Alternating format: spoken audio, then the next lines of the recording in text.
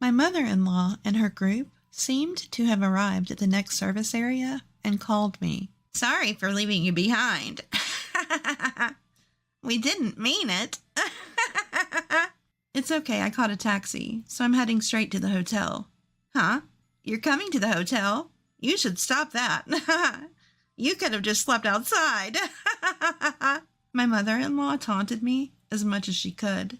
I could also hear the obnoxious laughter of my sister-in-law, who was probably next to her. Oh my God, that's hilarious. They were most likely making the call with just the two of them. After hanging up on my mother-in-law, I received a call from my husband. My name is Mandy.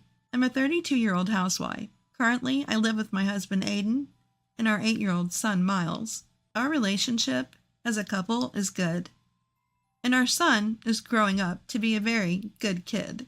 But there's one problem. That's the existence of my mother-in-law. My mother-in-law picks on me for anything and everything. Before my child was born, she would annoyingly ask, "Is there still no grandchild?"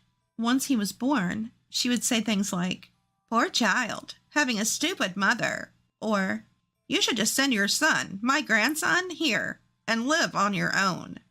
She would casually throw such outrageous words at me. When I visited my in-laws, she would force me to do housework and cooking, and of course, find fault with everything I did.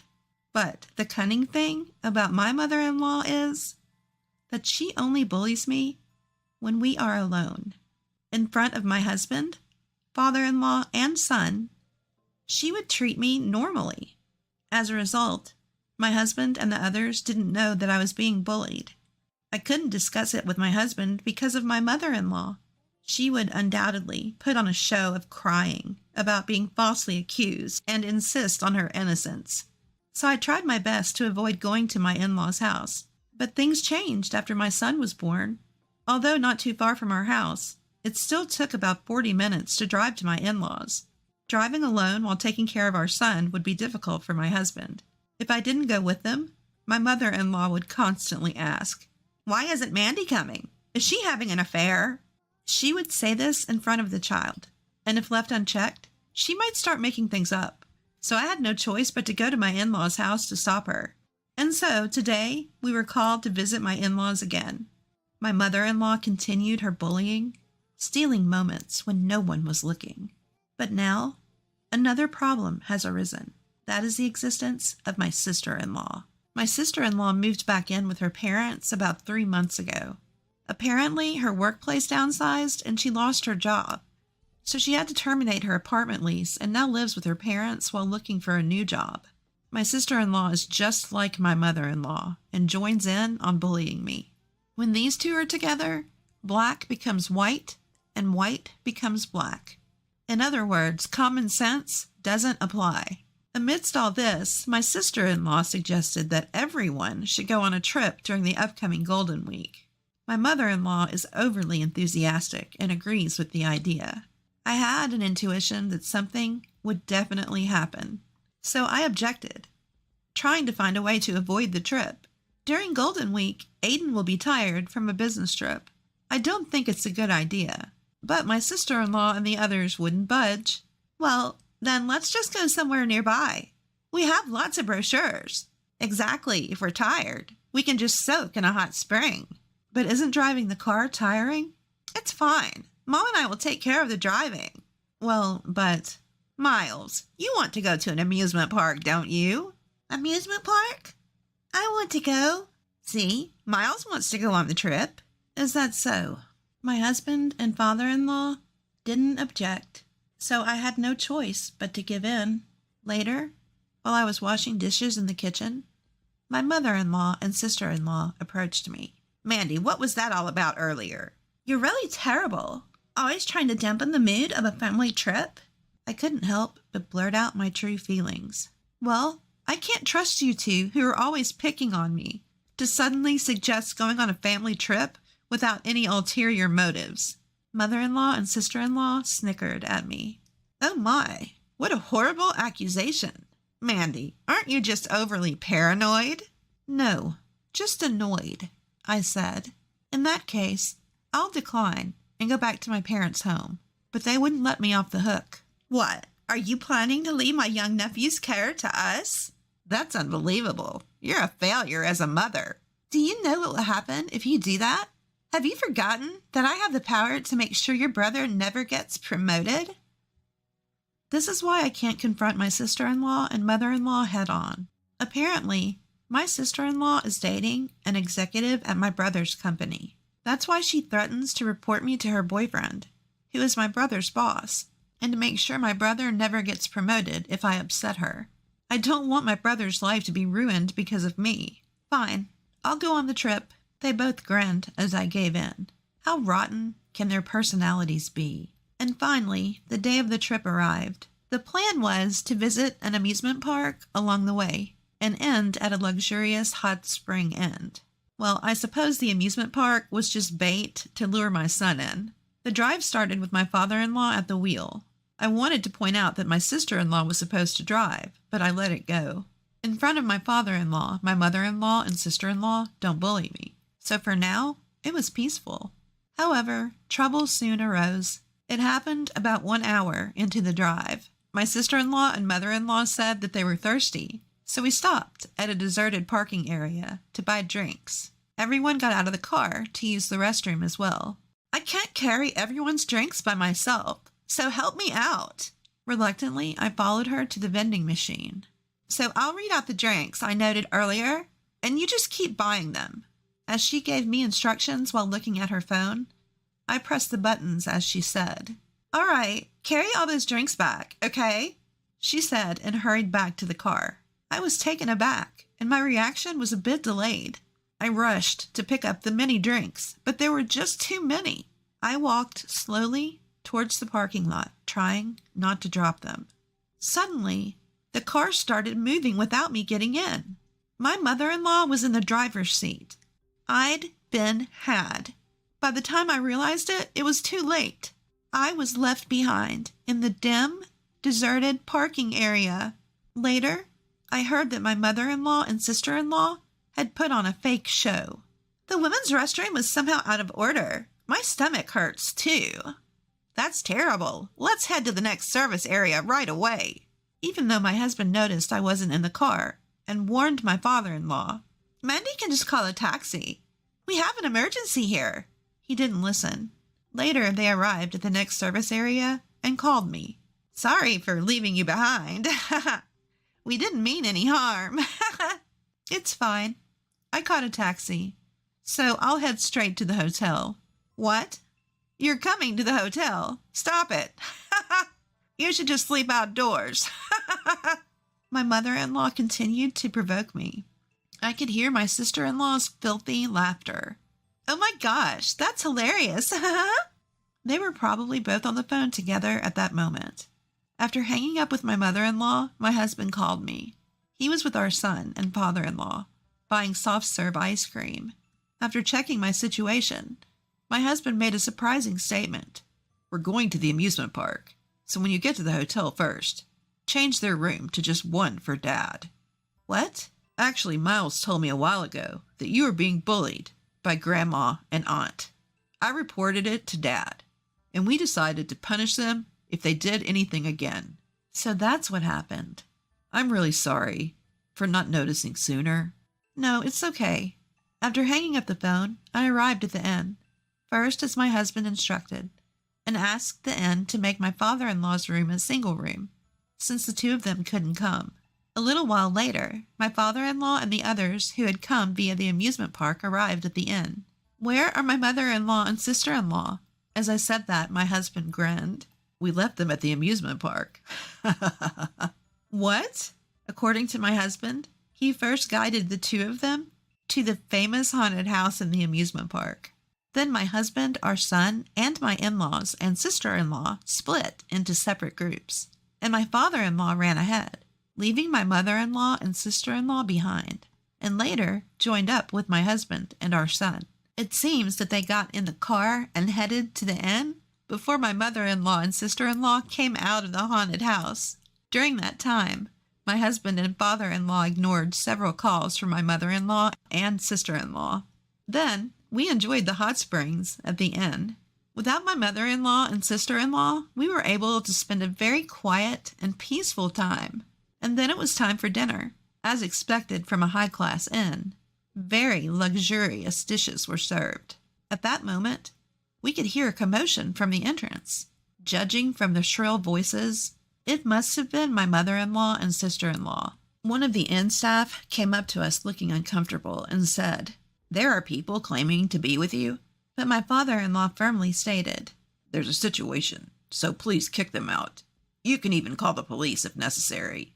It seems that the inn staff had no choice but to throw my mother-in-law and sister-in-law out. They tried to rent another room at the inn, but all rooms were fully booked due to the holiday season. All nearby hotels and inns were also booked, so they had no choice but to stay at a rundown, nearly out-of-business inn. The tatami mats were filthy. The sliding doors wouldn't close properly, and there was even a huge spider in the corner of the ceiling. They could hear creaking noises at night, and both of them couldn't sleep at all. My mother-in-law and sister-in-law, who thought they had outsmarted me, ended up getting even worse treatment themselves. It really serves them right. We were able to enjoy the delicious dishes in a peaceful atmosphere without any intrusions from the family. After returning from the trip, my father-in-law presented my mother-in-law with divorce papers and kicked my sister-in-law out of the house. Enraged, my mother-in-law and sister-in-law came to our house during the day when my husband was not there.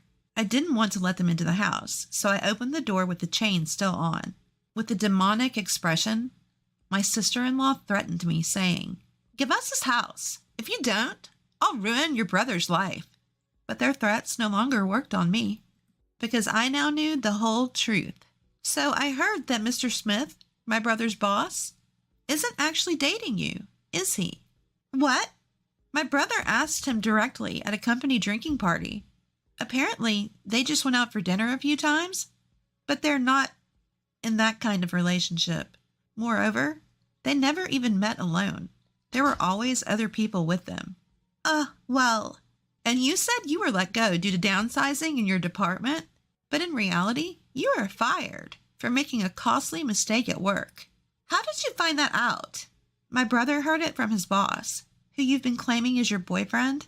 So that's what happened. No, it's just that...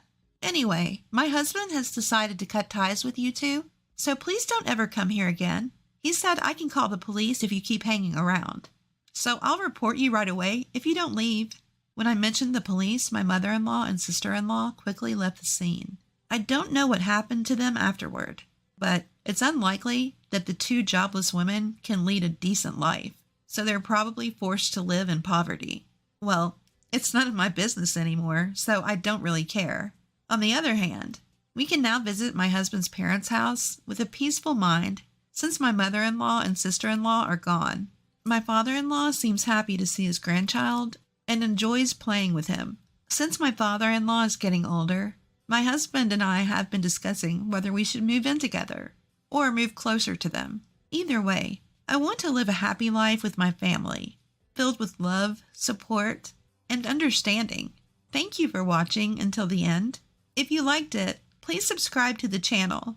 See you in the next video. As I was doing chores, I heard a voice shouting from the venue. "Why isn't Emily here?" It was my father-in-law's voice. I thought I should at least greet my father-in-law and head towards the venue. Then I heard my husband and mother-in-law saying things like this to my father-in-law, giggling. "If you're talking about that dirty woman, we're making her work in the back. Don't mess with me. What do you think a wife is for?" My name is Emily. I'm a 23-year-old office worker. Currently, I'm dating a guy named Steve. Our encounter was a bit unusual. I was living by myself, and he was living in the apartment next door. One day, on my day off, I heard a sudden loud noise from next door. Did he just hit the wall? I wasn't being loud or anything. Although the TV was on, the volume was quite low. I was feeling uncomfortable, but gradually began to think someone had fallen. Worried, I pressed the doorbell of his room, but there was no response. I pressed the doorbell once more and listened carefully to a faint voice. "Who is it? Are you all right?" I called out, and after a while, the door opened. The moment the door opened, a man was swaying, looking like he was about to fall. Are you okay? The man leaned against the door, looking dazed, and then he said, I'm starving. What? I haven't eaten anything in days. What? I hurried back to my place and looked for something to eat. I took the sandwich and some tea I had saved from yesterday and went back to his room. Here, have this if you like. Are you sure? I'd be more troubled if you starved to death. Thank you so much. Saying that, he bit into the bread and ate it up with incredible speed. He then gulped down the tea and let out a satisfied sigh. Thank you for the meal. I really thought I was gonna die. I'll definitely pay you back for the sandwich and tea later. No need. It's not a big deal. More importantly, why haven't you eaten anything for so long? Actually, after paying tuition and rent, I ran out of money all at once. So you're a student. I'm a senior in college. You don't work part-time or anything? Actually, the pub where I work suddenly went out of business. What? That's terrible. So I didn't get paid and my life became difficult all of a sudden. Didn't you talk to your parents? I didn't want to worry them. I see, but I think you should tell them. It's dangerous if you collapse from hunger like now. You're right, I'll be careful. Right after that, his stomach growled. Oh, I couldn't help but laugh. You must be really hungry. Well, it can't be helped since you haven't eaten for days. I decided to let him eat my homemade cooking. He hesitated, but I insisted, saying it'd be a problem if he collapsed from malnutrition, so I let him eat fried rice in my room. This is delicious. It's been a while since I had such good food. He ate like a child, eagerly and happily, which was so cute that it stirred my maternal instincts. We then introduced ourselves and exchanged contact information. I told him to contact me in case of an emergency. It seemed he found another part-time job soon after, and he was able to get a job at a restaurant with free meals. Thanks to you, I won't starve to death. I'm glad to hear that. Recently, when I came home from work, I'd cook a little extra and invite him over to eat together. I was always feeling lonely eating alone, so it was fun to have someone to eat with. As I was thinking about that, he suddenly made a serious face. What's wrong? As I asked nervously, he swallowed his saliva and said this, Emily, would you go out with me? Huh? I know I'm just a poor college student and I'm not a good match for you, but I've fallen for you. I was taken aback by his straightforward words. The fact was that I was also attracted to him. So I accepted his offer to date. I like you too, Steve. As soon as I agreed, he was delighted, and so we started dating. We enjoyed discussing things like whose room to hang out in since we lived next door to each other. We continued dating smoothly, and he found a job after graduating from college. We decided to move in together in a larger room when he got the job. Although we had already been practically living together, we thought it'd be better to share a larger room to reduce the rent burden for each of us. We continued dating for a while, and we got married when I was 26 and he was 25. Although we continued living in the same room we have been sharing, our lifestyle didn't change much after marriage. However, one thing changed immediately. That's about Steve's mother, who became my mother-in-law. Until now, we hadn't been involved with her at all, but after getting married, we had to interact with her more often. Even though she had never visited our home while we were living together, she started coming over quite frequently after we got married. Emily, do you even clean the room properly? Huh? Look at all this dust. I can't reach that high and I don't have time to clean there after work. What? You're talking back to your mother-in-law? You're a cheeky wife. I just said I couldn't do what I couldn't do. You're just full of excuses. I can't believe Steve married someone like you. My mother-in-law took every opportunity to berate me, Since I left for work earlier and returned earlier than my husband, my mother-in-law would relentlessly harass me until he came home. I did housework, hoping my husband would come home soon. What are you making? Huh? I'm grilling fish. Steve won't be satisfied with that. Make a more elaborate meat dish. Mother-in-law, what are you doing? My mother-in-law threw the grilled fish I had made into the trash. I can't believe I left the daily cooking to you. From now on, I'll do it. What? If she cooks, that means she'll come every day. I don't want that at all. There's no need, mother-in-law. I'll cook properly. No, I don't trust you. I'll come and cook every day. Just then, my husband Steve came home. She immediately consulted with Steve about it. Oh, you're going to help with housework, Mom? That's great. Please do. Huh? Steve decided without even listening to my opinion. I'm looking forward to cooking with you, Emily, she said, laughing triumphantly. From then on, it was hell. She got the key from Steve and started getting into the house, waiting for me to come home from work. You're late. Don't just leave everything to me because I'm cooking. Start cleaning now. She forced me to do housework even when I was exhausted from work. She insisted on it even though it wasn't that dirty. She constantly watched me, and if I took a rest, she would scold me relentlessly.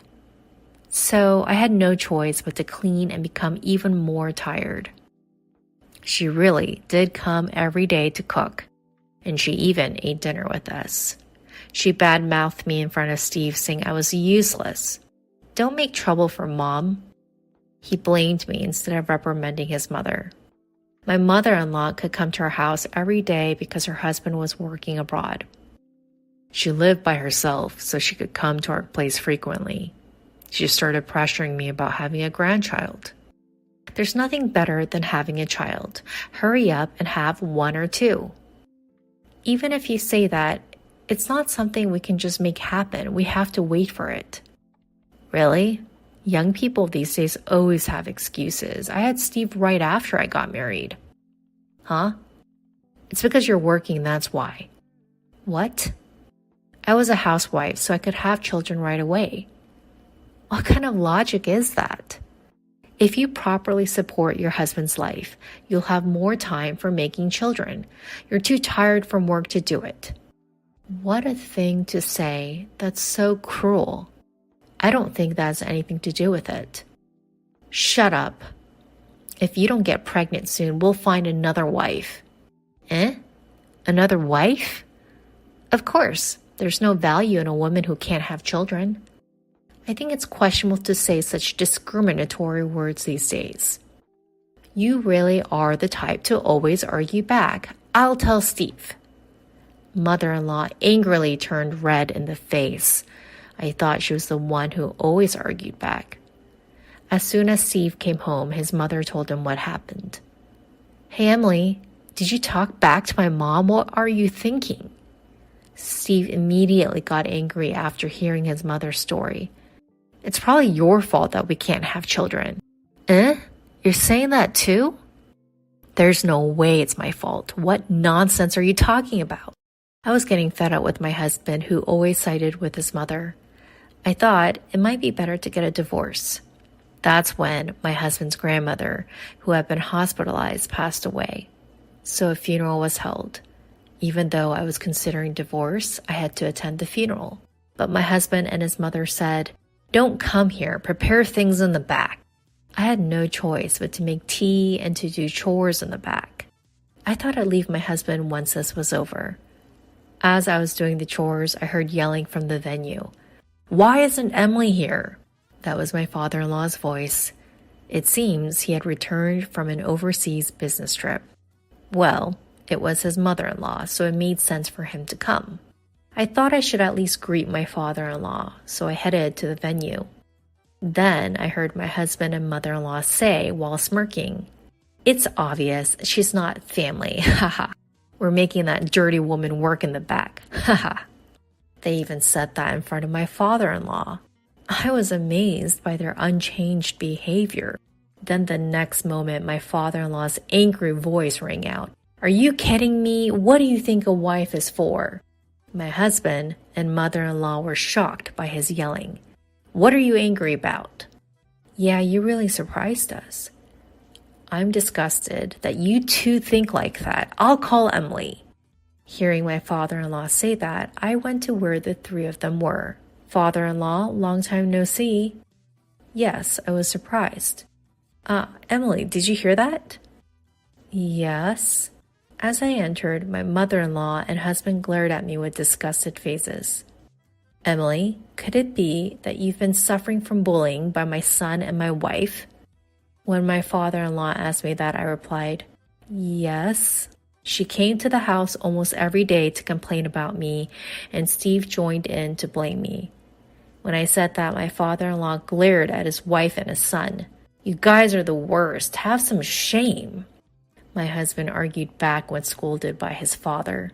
What? Did we do something so bad? It's really the worst that they don't realize their own faults. My mother, in other words, your grandmother, was always troubled by being bullied by her mother-in-law. That's why I wanted to be kind to my son's wife when I became a father-in-law, and I never bullied her once.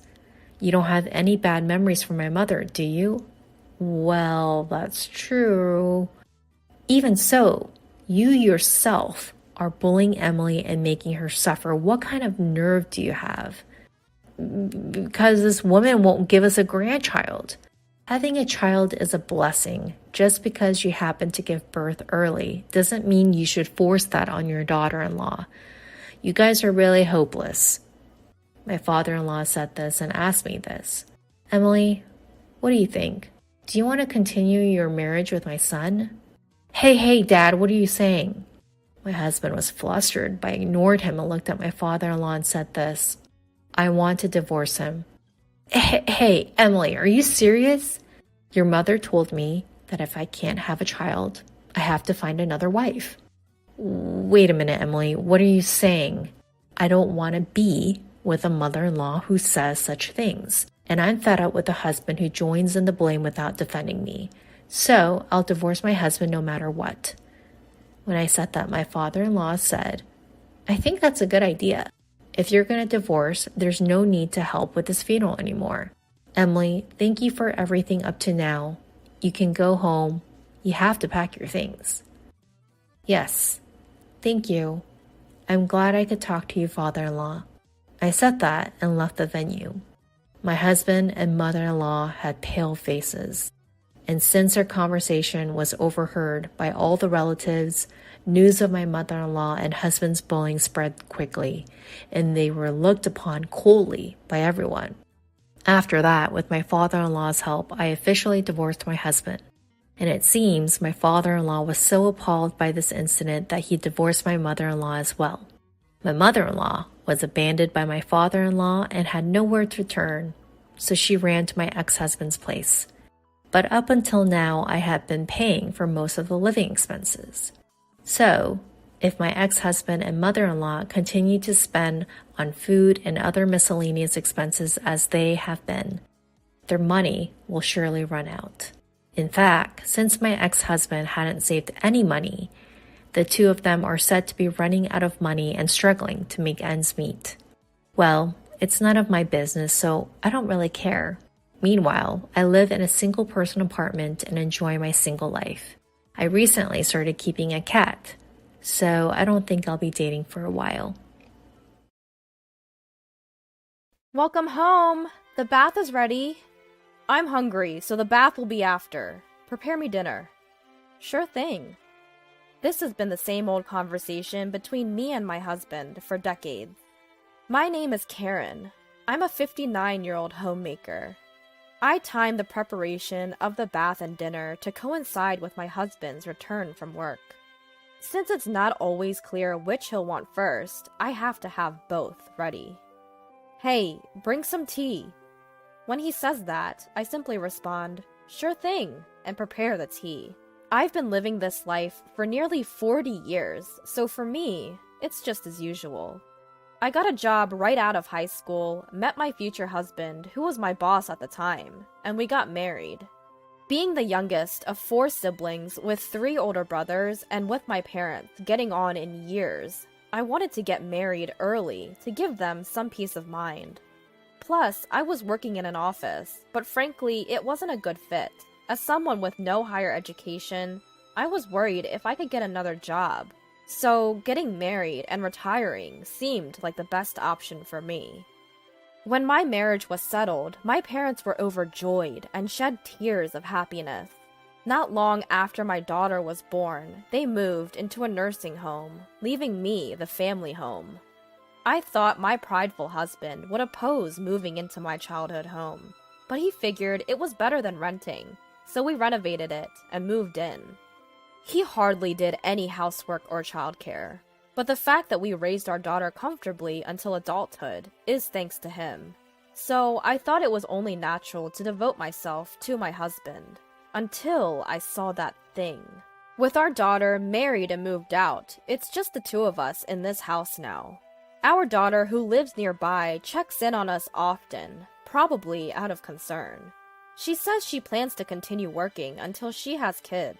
In our time, it was common for women to quit their jobs when they got married, but it seems times have changed. When I told her how impressive it is that she's doing all the housework for her husband and still working as she always has, she looked puzzled. "What are you talking about? We split the housework." Her husband, having lived alone before, can clean, do laundry, and cook. I knew he was capable when it came to work, but didn't expect him to be skilled at housework too. "It's quite different from Dad." She laughed as she said that. It seems that her husband, as well as her father-in-law, are good at doing housework. Indeed, a far cry from our household. It was a shock to me, who had always thought it was natural for my husband to not do housework. "By the way, Mom, I have a favor to ask." Turns out, she knows someone who runs a housekeeping service and is looking for more staff to expand the business. "Mom, why don't you give it a shot?" When she asked that, I was taken aback. I hardly have any work experience. I've never worked a day since I got married. Considering my age, I didn't think about working now, but when I heard that many people like me were working, I became a bit interested. "Alright, I'll go and listen to the details next time." My daughter said that before she left. That night, when my husband came home, I told him about my daughter's visit and the home help service job. He looked at me incredulously and said, "You can't possibly go to work." After a pause, he added, "Karen, I have a business trip the day after tomorrow, so prepare my stuff." "Another business trip? You've been having quite a few recently." "Can't be helped, it's part of the job." In the past few years, my husband's business trips have become more frequent. He used to never go on them, but now it seems like he's gone at least once a month. And of course, I'm the one who prepares for his trips. I was also preparing for this trip, but due to the bad weather lately, the laundry didn't dry properly. I had forgotten to add one of his spare dress shirts. This had never happened before, and I thought it might be because I was getting old. But I couldn't embarrass my husband, and I thought I might still have time. So I called my husband, who had already left home. I called his cell phone several times and even sent an email, but there was no response. Then I realized that he had left his cell phone at home in the bedroom. My husband, who is not very interested in cell phones, occasionally forgets it when he goes to work. He doesn't seem to have much trouble because he doesn't go out much at work, but I suppose it's a different story when he's on a business trip. In a panic, I called his office. The person who answered was one of his subordinates. When I told him that my husband had forgotten something for his business trip and I needed to contact him, he said, "Business trip? Please wait a moment," which made me wonder. Even though he's a direct subordinate, he doesn't know about his boss's business trip? As I was thinking this, I was told, "I'm sorry, he seems to have gone straight to his business trip destination without stopping by the office." I asked about my husband's business trip destination and his companion, but they said they couldn't disclose that information. I was told something about the company's confidentiality obligation, and I agreed to have them tell my husband about the forgotten item instead. After a while, I heard a car stopping outside, and the doorbell rang. It seemed that my husband had come back home because he had received a call from the office. I apologized to my husband and handed him his dress shirt and cell phone. When I saw my husband off outside, I saw a woman sitting in the driver's seat. I nodded slightly to her, but she ignored me. I watched my husband get into the car with a somewhat unpleasant feeling. My husband returned home 2 days later in the evening. As soon as he came back, he said, "Bath." But I hadn't started heating it yet. There was no notice of his return, so I had no idea when he would be back. Besides, it was earlier than his usual return time. Then my husband became grumpy and said, "Then let's eat first." So I quickly made dinner and served it. As I set the meal before my husband, I asked him, "How was your trip?" However, he barely responded. "You wouldn't understand even if I told you. You've never worked." Words that belittled me seemed to come naturally from his lips. I let out a sigh. Claiming fatigue, my husband finished his meal and went straight to the bath and then the bedroom. Remembering my daughter's conversation, I called her and said, "I want to hear more about the housekeeping service job." For the 40 years since I got married, all I did was household chores and child rearing, so even if I thought about working, I believed I wouldn't be able to do anything. But with a housekeeping job, I might be able to put the 40 years that seemed wasted to good use. With my daughter out of the house and my time alone at home increasing, I also wanted to have a bit more interaction with people, so I decided to give the housekeeping job a shot. My husband was against it, but I obtained his approval by ensuring that I wouldn't be out of the house when he's home, and that I would continue to keep the house clean as usual. Once I started working, it felt refreshing to be able to earn money and receive appreciation for doing housework. My daughter used to thank me occasionally, but ever since it became just the two of us, my husband has never said a word of thanks. When he comes home, all he asks for is bath or dinner. And when he's relaxing, just tea. For the first time, I started to resent him. In the past, we used to have more conversations, but at some point, I realized deep down that I was being treated like a housemaid. Once I got used to the job, I was assigned a new client. A woman living alone, she seemed to be slightly younger than me. When I visited the woman's apartment, I felt I had seen her somewhere, but I couldn't remember. The woman left the house after giving me instructions, saying she had work to do. Her room was in chaos due to her busy schedule, so I started by tidying up. As I was cleaning, a photo caught my eye. I couldn't believe what I was seeing. The woman who had hired me was in the photo with my husband. That's when I realized that this woman was the driver when my husband had stopped by the house because he forgot something on his business trip. I couldn't take this photo home, so for now, I decided to keep it to myself. With mixed feelings, I finished my job for the day. That night, as soon as my husband came home, he said, "I have a trip tomorrow, so hurry up and prepare for it." "Another trip?"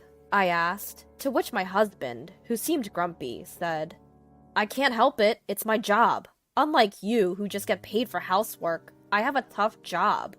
Is he so determined to look down on me? My resentment towards my husband grew. On the day my husband left for his trip, I steeled myself and entered his room. I had never imagined the day would come when I would suspect my husband of infidelity. And I guess my husband thought the same, because I found evidence of his infidelity quite easily. He had the same photo that I had seen in that woman's house. Inside his drawer, there were numerous photos, and I discovered letters from his mistress. Letters that read things like, "My wife is just a housekeeper. I'm so happy when you tell me you love me." Her name was on them. It confirmed his infidelity. I hastily consulted my daughter. Luckily, it was her day off, and she said she would come immediately. When I told her everything, my daughter was even angrier than me. "What do you want to do, Mom?" she asked. For the first time, I realized I had a choice. So I told my daughter that I wanted to get a divorce. Even though all I know is housekeeping, the fact that my husband called me a mere housekeeper ignited my anger more than it brought me sadness. I was betrayed by the husband I had devoted myself to. With that in mind, I wanted to be away from him as quickly as possible. My daughter offered that if I felt that way, I could move out and live with her. But I felt guilty about involving her husband, and above all, I own this house. I didn't want to leave my husband in this house. But I thought moving out might speed up the divorce, so I started to prepare to move and rent an apartment. My daughter found a lawyer, and I seriously started to take steps toward the divorce. A week later, I consulted with the lawyer, gathered the evidence, and wrote the divorce papers. I brought it up to my husband when he came home. "I want a divorce," I said. He scoffed. "Out of the blue?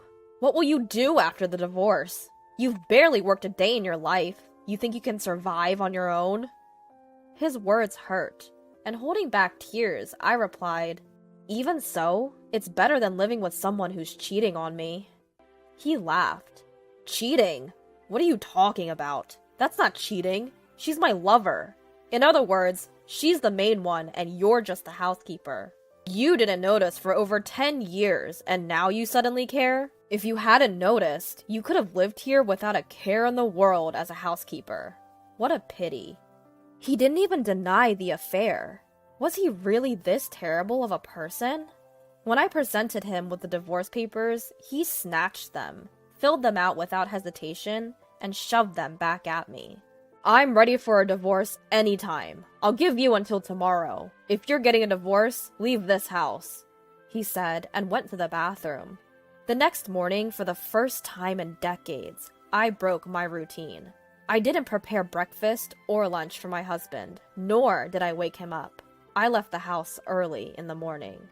He usually wakes up at 7. I left before that and went to a local diner. How refreshing it was, taking breakfast in a sparsely populated diner. The scene before me was so extraordinary, it felt somewhat beautiful. After a while, my cell phone started ringing several times. It was from my husband. Not the type to text, he usually prefers to call. Chances are, if I answer, he'll just end up berating me. Ignoring him, I turned off my phone. After relaxing at the diner, I went to the local office. As soon as the office opened, I filed the divorce papers. While my husband was at work, I decided to go home and pack up my stuff. But surprisingly, my husband was still at home. "Where the hell have you been? It's your fault I'm late. I can't go to work now, so I've said I gotta go to the hospital and take the day off." Well, it's not surprising a man who's never woken up by himself can't do it now. But taking the day off work, just like that, what an idea. I didn't feel like arguing with him, so I just ignored him and started packing. "Ah, so you've decided to leave. From now on, I'll invite her over." Her must be his mistress. Is he planning to kick me out and live here with her? The moment I heard that, I reached my breaking point. "So, you've been making a fool of me all this time. I've already consulted a lawyer. Be prepared, because I will definitely claim compensation for the affair." At this, my husband just laughed. "A lawyer? I can hire a competent one anytime. You don't stand a chance." I was so frustrated being ridiculed like this, I was about to respond. Suddenly, my husband clutched his stomach and crouched down in pain. I wondered what was wrong, but it seemed like he was really in pain. For a moment, I thought of leaving him like that, but if I do, there might be repercussions against me. Seeing him in such pain, I called an ambulance. The ambulance arrived quickly. I answered their questions and watched over my husband. It was decided that he would be transported to the hospital. One of the paramedics looked at me and said, "Ma'am, you should get ready too." But I responded firmly, "I can't. We're strangers now." The paramedic looked puzzled, but perhaps sensing something, they transported my husband without me accompanying him. At that moment, my husband's face was pathetically funny. When I contacted my daughter, she agreed to go to the hospital. It seems my husband will be hospitalized for a while. I only heard that his life was not in danger, but didn't ask for more details. After all, he's a stranger to me now. It'd be a problem if I develop unwanted feelings. I told my daughter, and she understood. While continuing to pack, I found another photo of my husband with his mistress. Shockingly, it was hidden in the living room drawer. In that drawer were our wedding rings, and I couldn't tell if my husband had intentionally left it there or not. But realizing I hadn't noticed it until now, I felt something was wrong with me. At the same time, anger bubbled up within me again. I thought about leaving this house, but I wasn't going to let it end with me just walking away. My husband wasn't around, and I saw this as an opportunity to act. I moved all his belongings to a rented storage unit. Half a month later, when I started living in a new apartment and finished my work for the day, I found my phone filled with missed calls from my husband. As I was about to drop my phone in surprise, another call came through. I reluctantly pressed the answer button. "Hey, where are you right now? Why can't I get into the house?" My husband's voice echoed.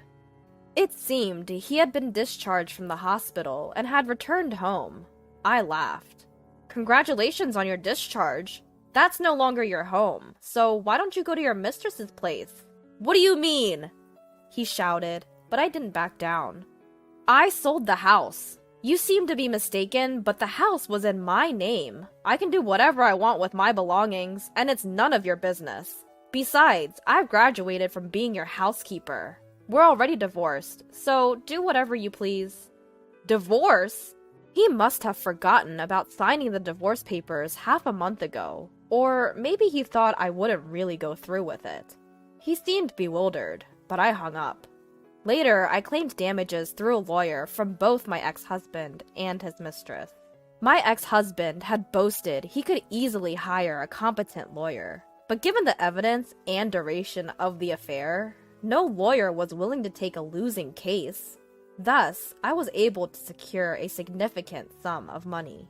From what my daughter heard from my ex-husband, his affair was apparently well known within his company, which made sense considering the reactions I got when I called his workplace. In reality, he wasn't on business trips, but vacationing with his mistress. But once the divorce was finalized, my ex-husband became the butt of jokes at his office for being left by his wife and having his house sold off. Apparently, he felt quite uncomfortable. His colleagues and subordinates were heartless. Furthermore, when he went to his mistress's place and she was also asked to pay damages, she complained that this wasn't what she signed up for and left him. How could she say such a thing after getting involved with a married man? My daughter, unable to forgive her father's infidelity, cut off all contact with him afterwards, so I don't know what happened to him. Given his high pride, he might not be able to stand being laughed at work and might have quit the job. He might have moved back to his hometown, which is far away from here. I thought I was powerless, but once housework became my job, I realized the time I'd spent wasn't wasted, and now I'm living a fulfilling life. Called 911 quick, what's happening? Oh no! On the verge of tears, panicking right in front of me is the woman who has long held the #1 spot in my personal most disliked list and has just been promoted to my Hall of Infamy, my dreaded mother-in-law. Just for reference, the runner-up is the brown intruder that takes up residence in my home every summer without any invitation. I'd rather not even utter his name. Please take a guess. The reason she's made it to the Hall of Infamy is because from this point on, I won't have to deal with her in my life. Goodbye, mother-in-law. My name is Michelle, 29-year-old office worker. I'm about to hit my 5th year of marriage with my husband, David. We don't have any kids. Yet. My husband and I work at the same company. Initially, he was my boss. I fell head over heels for him shortly after I joined the firm. Maybe my youthful vigor played a part in my relentless pursuit, but eventually he gave in and we ended up marrying. I was under the impression that I had initiated a romance, but after we married, he said, "Actually, I thought you were wonderful from the moment you joined the company." I remember how happy I was to hear this, laughing at his post-marriage confession. David is somewhat cool, or to put it another way, he seldom shows his emotions. But that doesn't mean he's cold. Quite the contrary, he's extremely emotional. When we went to see a tearjerker that was the talk of the town, David started crying heavily quite early into the film. Seeing this man, who usually appears unfazed by anything, showing this very human side made me love him even more. Our gears seemed to mesh well, and though we'd been married for a while, we led a peaceful life without any major fights. Then an event occurred that threatened our tranquil existence. It started with a phone call. Hello, Michelle. My daughter's going on a long business trip. I'll be lonely, so let's get along well. Well, you haven't done much as a daughter-in-law anyway, so it's about time. What an annoyingly sarcastic message to receive after a long time of no contact. The caller was my mother-in-law, my husband's mother. From the moment we got married, she and I had never really gotten along. David knew this and told me I didn't have to try to get along with her if it was difficult. Of course, as a married woman, I wanted to be on good terms with my mother-in-law. But something unforgivable happened during our first Christmas gathering after the wedding. Before marrying David, I'd always lived at my parents' home, and regrettably, I wasn't good at cooking, relying too much on my family. When I made a fried egg, it was charred black. Once I moved out, I really appreciated my mother. When I tried to help with the cooking at the Christmas gathering, it didn't go well. Oh, Michelle, how long are you going to spend peeling? You're really inconveniencing us. I'm sorry, I'm not very good at cooking. Huh? You can't cook? That's ridiculous. You're married to David and are still working. Isn't it about time you stopped? I was ridiculed. Unable to retort, all I could do was force a smile. When we tasted the finished dish, it hardly had any flavor. Is this the taste of David's family home cooking? I thought. Then right in front of me, my mother-in-law started making a fuss. What? You said you were good at making this dish, so I left it to you. Oh no, what is this? It's tasteless. Can you explain, Michelle? She said this in a rather exaggerated manner, but I'd never said I was good at making the dish, let alone anything to her. I even asked, Mother-in-law, do you not season your stew at all? To which she glared at me. The flavor comes from the ingredients. You don't even know that? How embarrassing. Is that so? Well, it might be somewhat true. I thought it would be better to add at least salt or soy sauce. But I had just followed my mother-in-law's instructions. In other words, her aim from the start was probably to embarrass me. I felt pathetic. Frustration welled up inside me, tears threatening to spill over. Is this what they call mother-in-law bullying? Will this go on forever? Such were my thoughts. Just then, my husband David suddenly stood up, took my hand, and headed towards the entrance. Hey, what's happening all of a sudden? My mother-in-law rushed after David in a panic, but he calmly put on his shoes. Is it fun to start Christmas dinner with such a pointless argument? He said to his mother, and then he forcefully shut the front door with me in tow. Throughout the ride home, David's phone kept ringing. Presumably, it was my mother-in-law. Seeing that David showed no intention of answering, I asked him, The call, isn't it from your mom? Aren't you going to answer? She's always been like this. She loves belittling people, and that's why she got divorced from my father. David murmured, his gaze fixed ahead, his tone laced with sadness. When my mother-in-law realized David wasn't answering, she started calling me. David said it was fine to ignore her, so I did. Once she realized we had no intention of forgiving her, the calls from my mother-in-law ceased. After that, we didn't hear from her. However, we did receive a message from David's older sister who had been at the same gathering. My husband has one sister. She is a lot like David, not much for expressing her emotion. She isn't married yet, but I heard she has a fiancé. When I first met her, I greeted her and got a curt reply. Oh, hello, I'm David's sister. When I expressed to David that your sister might not approve of our marriage, he just laughed. No, it's the opposite. She was thrilled to have a sister. She's just shy around new people. Trust me, she was glad to talk to you today. That's what he told me. Her message read, Michelle, I'm sorry about Mom today. Even though you say you know nothing about cooking, I believe in you. She promised me that she who lives with her mother-in-law would take responsibility and handle the trouble so you can rest easy.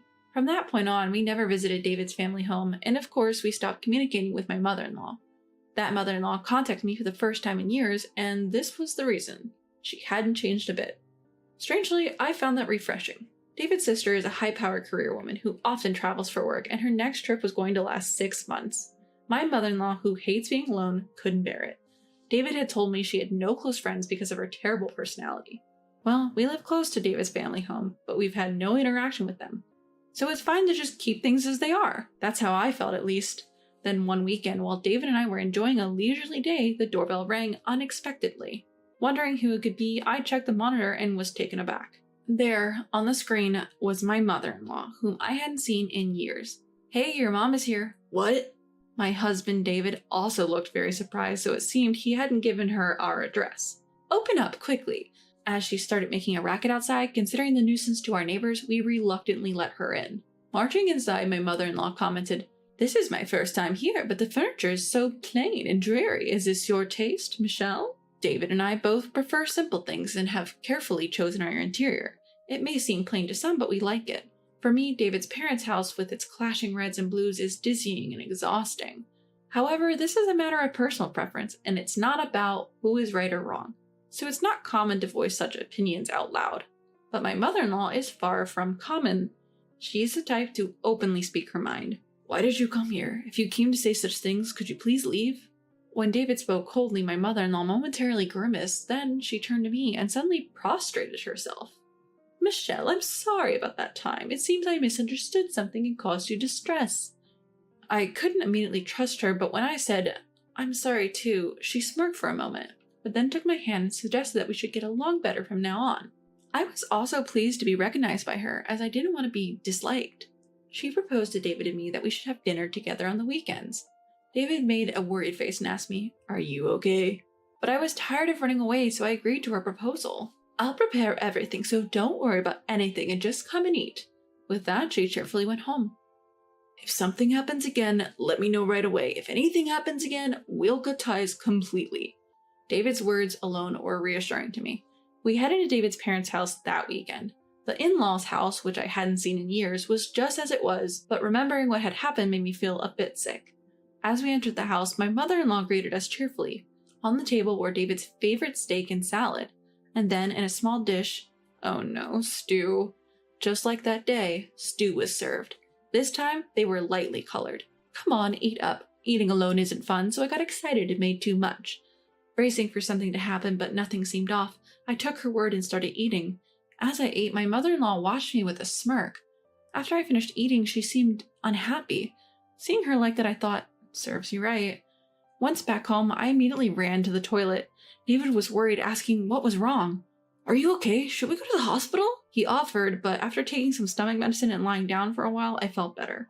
I still felt a little unwell the next morning, so I took the day off from work. I'm sure it was because of that. That's what I thought. However, since I couldn't confirm that my illness was due to my mother-in-law's cooking, I didn't discuss it with David. After all, it wouldn't feel good to see or hear about his mother, who was supposed to be on my side, doing something as petty as harassing me. I decided to discuss it after I had solid evidence. I would come to regret this decision. The following weekend, we were invited by my mother-in-law again and headed to the in-laws' house. The menu for the day was roasted pork, and almost mockingly, there was stew in the small dish again. That day too, my mother-in-law stared at me as I ate. Once again, she watched me, my face unchanging with a bored look. Just like the previous week, I felt ill on the way home and ended up vomiting in the car. David, sensing something serious was amiss, immediately took me to an emergency clinic. The diagnosis was food poisoning. "Did you eat anything spoiled?" Without hesitation, I replied yes. Fortunately, my condition didn't worsen and I recovered by the next day. Of course, I discussed the situation with David. In fact, I told him I suspected that my mother-in-law had used spoiled ingredients in the dishes she served me. The first time I tasted the steak, I noticed an unpleasant taste the moment I took the first bite. The inside was nearly the color of raw meat. The fact that David didn't say anything made it clear that my mother-in-law had intentionally tampered with my portion. The vegetables in the stew were also nearly raw, barely cooked. Even the bread tastes stale, while David and my mother-in-law had fresh baked bread. My soup was the only one without any ingredients. The roasted pork from the other day was the same. When I flipped the meat, I could see that it was hardly cooked. Despite all this, I finished my meal entirely out of stubbornness. Seeing my mother-in-law's frustrated face as I remained unfazed, I felt a bit relieved. However, David was pretty mad at me for keeping quiet about it. The next day, on his way back from work, David said he would talk to his mother and headed for their house. As expected, my mother-in-law played dumb, but David was not one to let it slide. He reportedly told her, "We are cutting ties. Don't contact us again." My mother-in-law hadn't anticipated being cut off and resisted, but David's resolve did not waver. Seeing David like this, she finally gave in and agreed to his terms, but only after proposing one condition of her own. "And what's that condition?" I asked. "It turns out my sister is getting married. She wants to introduce her fiancé and asked us to have a meal together one last time. I don't think she'll do anything strange in front of the fiancé. Of course, if you're not comfortable, Michelle, I can go alone," he assured me. I had no desire to visit the in-laws' house ever again, but I had always received help from David's sister, and I thought they wouldn't do anything strange in front of the fiancé. Deciding this would be the last time, I agreed to attend. A few days later, I received a call from my mother-in-law. Honestly, I was hesitant to pick it up, but curiosity about what she would say got the better of me, and I answered the phone. Hello? I'm sorry, I didn't expect you to answer. It's about the dinner at our house. Yes, what is it? I replied impassively. My mother-in-law seemed a bit displeased, but it was I who had the right to be angry.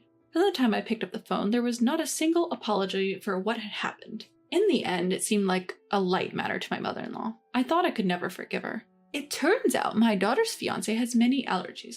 I've never thought about it before, but I wondered about you two. You know, with the meal preparation and all, she stated.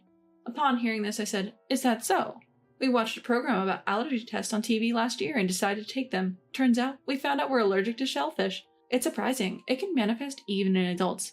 Hearing this, my mother-in-law's voice noticeably brightened, even over the phone.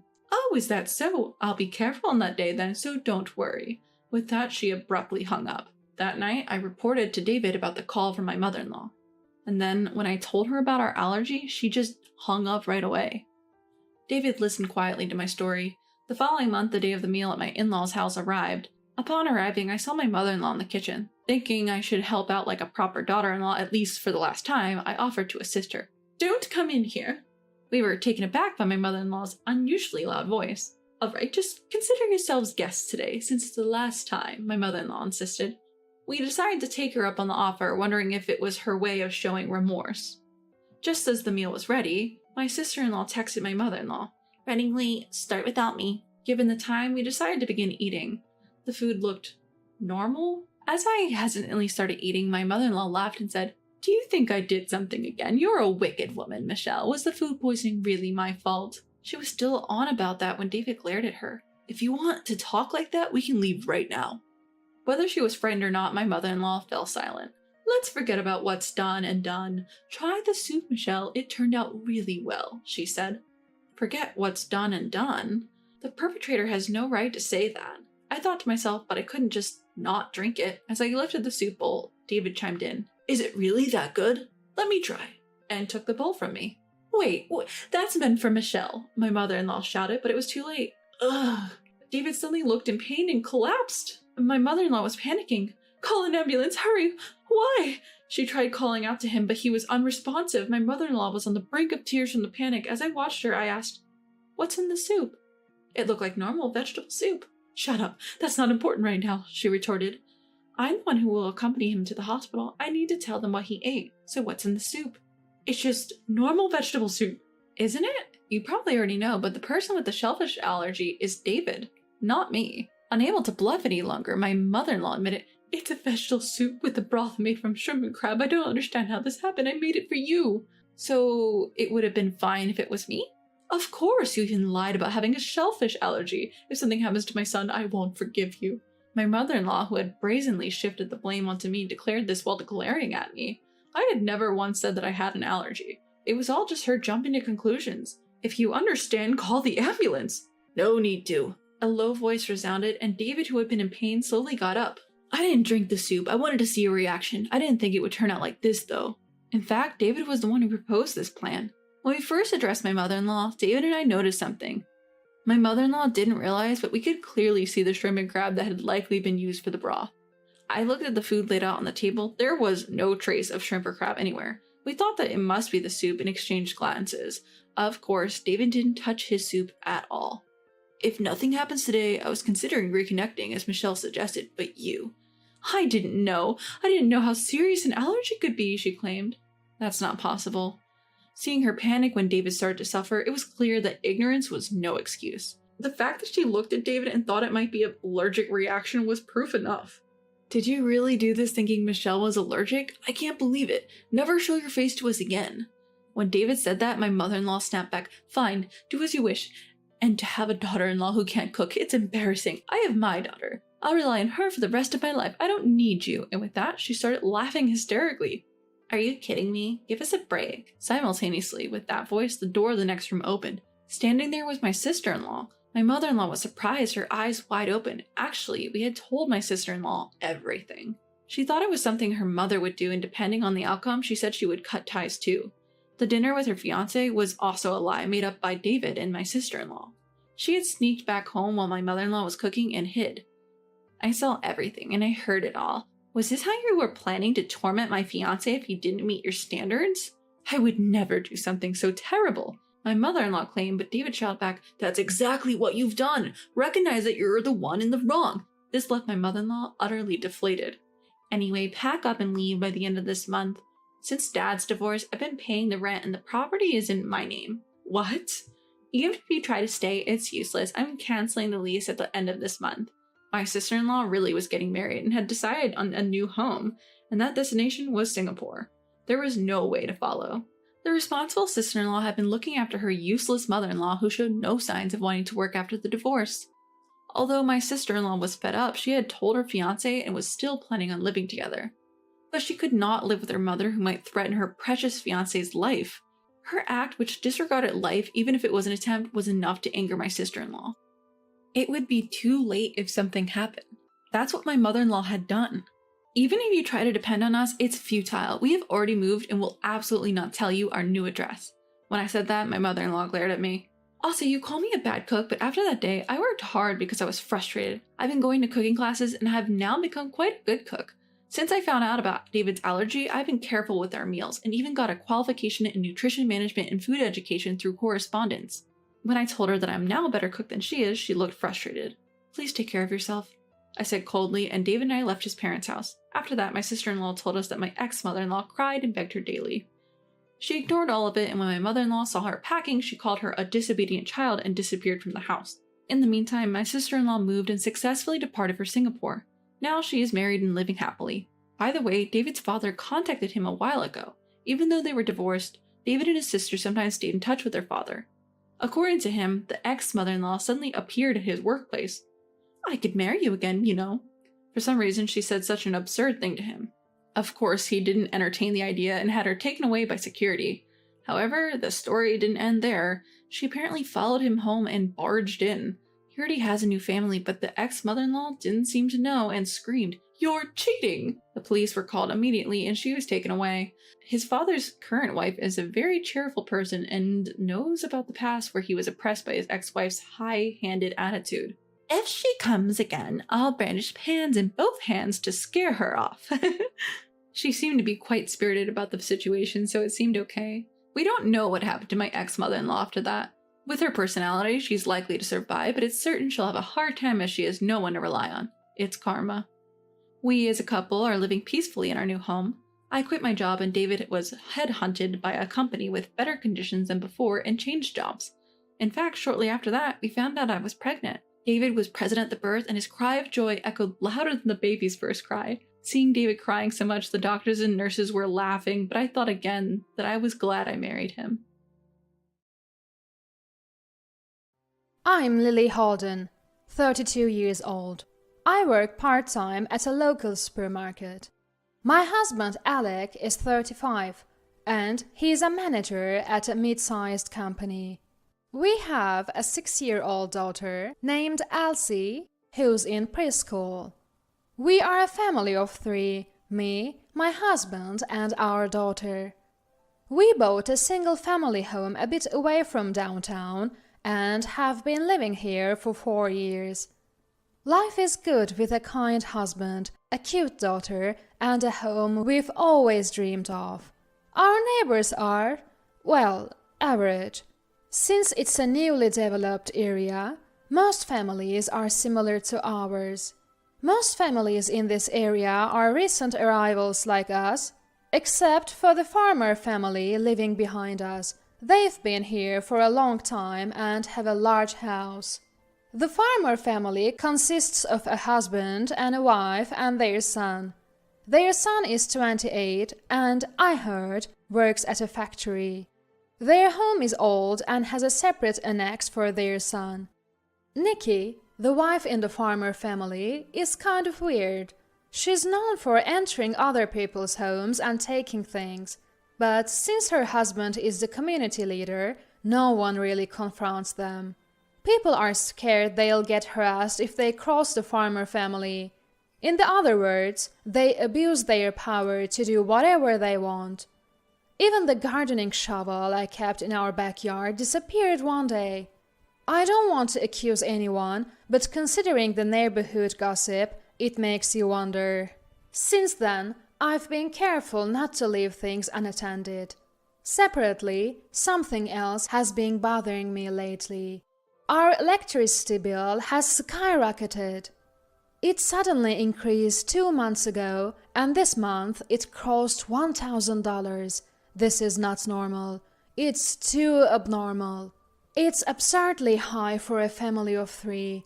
Our highest bill until now was at most $200.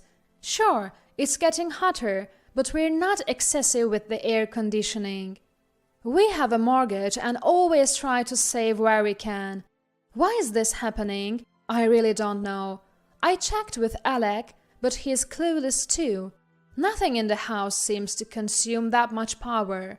So, concerned it might be an electrical fault, we had the power company investigate. But the inspection revealed no issues. I'm more confused than ever. I've started to be even more conscious of saving electricity around the house. I raise the temperature on the air conditioner and turn off lights whenever possible. I use the hairdryer for shorter periods and mostly dry clothes outside to avoid using the dryer. Yes, there's been almost no change in the bill.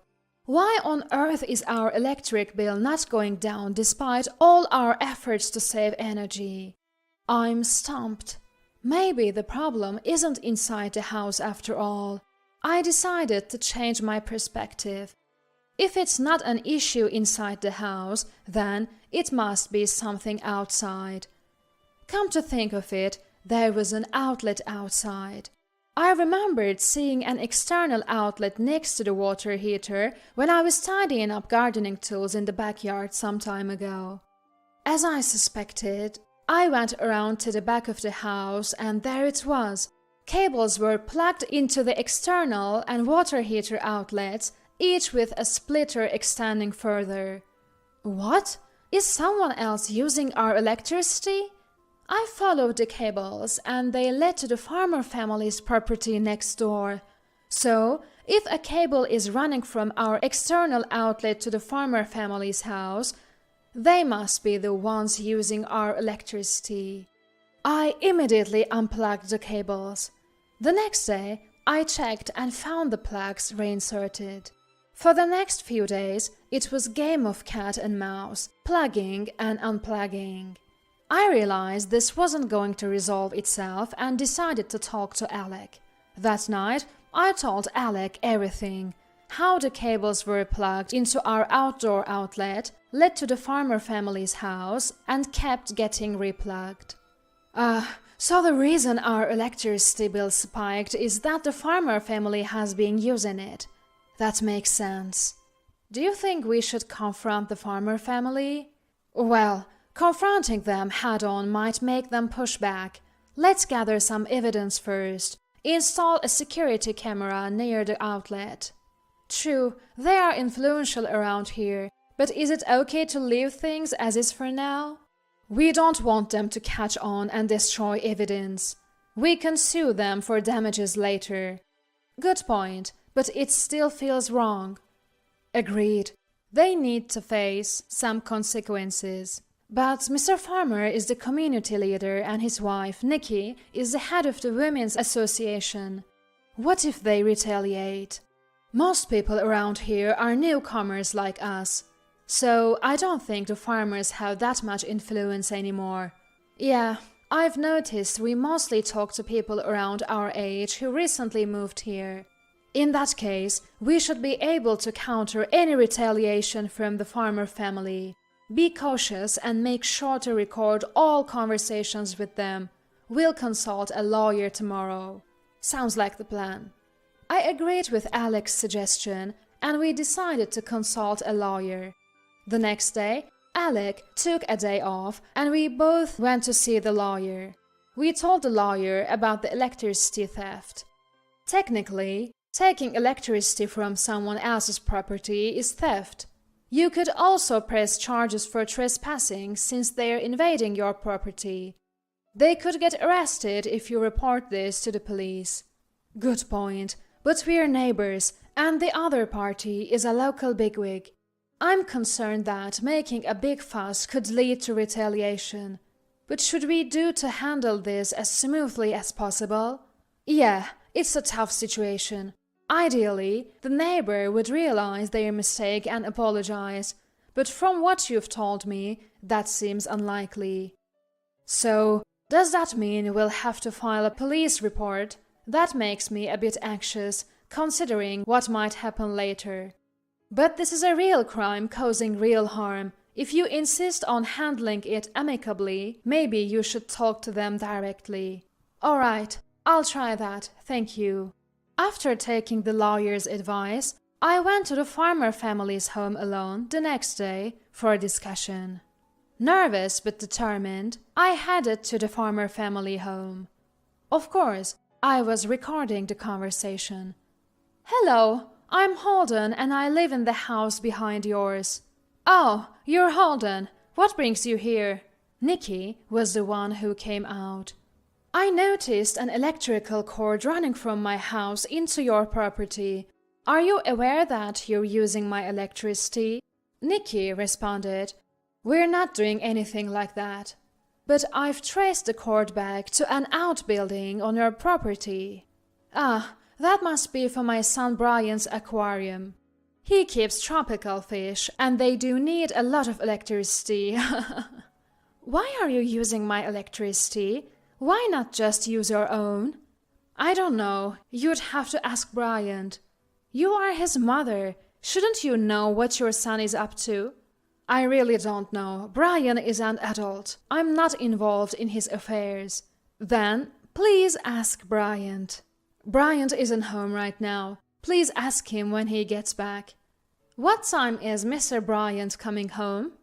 Brian's not here right now. He'll be home after 7 p.m. You can ask him then. All right, I'll come back around that time. She was quite an unpleasant person. I thought she lacked a sense of responsibility even about her own son. So I returned to the farmer family's home when I thought Bryant would be back. Bryant was there, but he was a quiet, gloomy guy. As I was explaining the situation again, Bryant led me to his room in the outbuilding. Wow, beautiful! I couldn't help but exclaim as he led me into the room. One room in the annex was spectacular. The entire wall was lined with aquariums filled with dazzling tropical fish. It was like a small aquarium. Each tank had a circulating pump and heater, all connected by cords to an electrical outlet. Bryant looks smug as he speaks. Beautiful, isn't it? Did you enjoy it? It's nice, but that's not the issue right now. But you enjoyed looking at this, so we're good, right? Wait, what do you mean, we're good? Bryant says something incomprehensible. Look, I'm using electricity from your home, but you got to enjoy this display, so let's call it even for admission, okay? Excuse me? What are you talking about? It evens out. The electricity bill and the viewing fee cancel each other. No way, that doesn't make any sense. You get to enjoy these amazing tropical fish for free. I should be the one charging you. He says something outrageous. That apple doesn't fall far from the tree. I found myself oddly agreeing.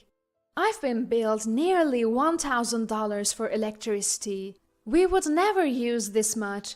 Where do you find such an expensive aquarium anyway? It's not a fair trade, and, by the way, stealing electricity is a criminal act. Bryant flashes an insincere grin. There's no issue, right? You got something worth the cost. Okay, we're done here.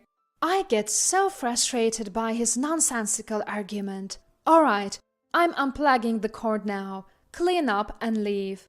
And don't ever use someone else's electricity without permission. I won't let you do that. I've given you something worthwhile, and I can do it again. That's my line. There's no way I'm letting you use my electricity. I'm the one paying for it, you know. That's when Nikki steps in. Stop complaining. My husband is a neighborhood chairman. Keep this up and you won't be able to live here. As expected, she used her power to threaten me. I expected her to pull rank. That's totally unreasonable. Enough, you're making a fuss over a little electricity. A little? It's nearly $1,000 a month. Nikki snorts. That's not my problem. Can you leave? You're being a bother. Frustrated, I decide I can't win this one and reluctantly leave. This is hopeless. I go home and report to Alec, who had returned. What's wrong with that woman? Well, she's worse than we imagined. So, what do we do? Alec puts his hand on his chin, thinking. I have an idea. What? How about we take a vacation? What are you talking about? Are you crazy? At a time like this? Hoping he had some sort of plan, I couldn't help but shout at Alec's misplaced words. Alec grins mischievously.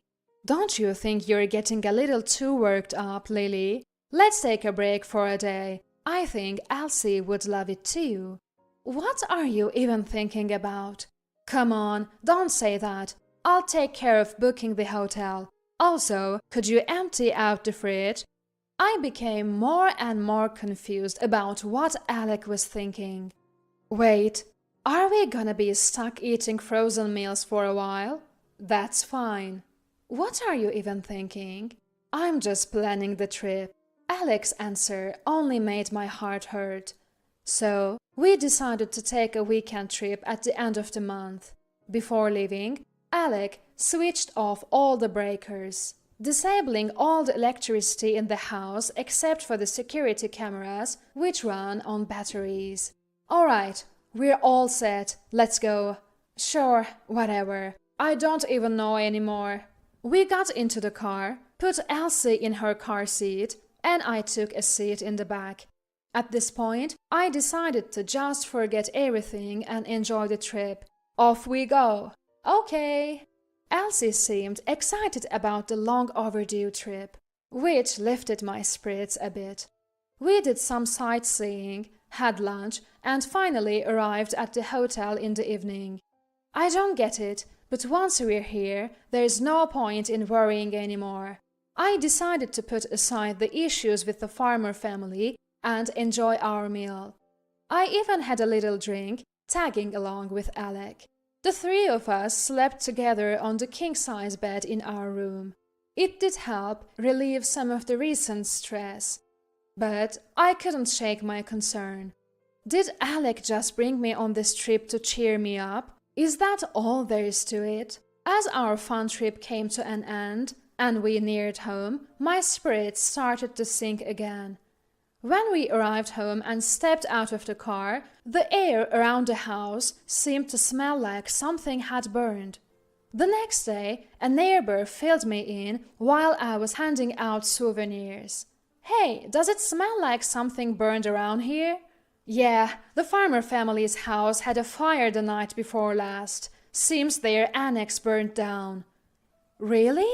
Finally, I understood what Alec had been planning. It was crazy. Fire trucks everywhere, a real spectacle. That annex is close to our house. That was a close call. Yeah, if the fire had spread, your house would have been in danger too. But guess what? There were a lot of fish tanks in the room that caught fire. When they toppled over, the water spilled out and put out most of the fire. That's a relief. I recalled that beautiful setup. Indeed, with all that water from the tanks, it should be enough to douse a fire, I thought, finding odd comfort in that act. But it seems like all of their tropical fish didn't make it. Apparently, some of them were quite expensive. To be honest, I've never really liked a farmer family, so between you and me, it feels like they got what they deserved. But keep it a secret, okay? After gathering some information, I go home to update Alec. Hey, It turns out it really was the farmer family who started the fire. Everything went according to the plan here, too. All is good. Alec, who was reviewing the security camera footage, shows me a small monitor. There, I clearly see Mr. Bryant trespassing into our property.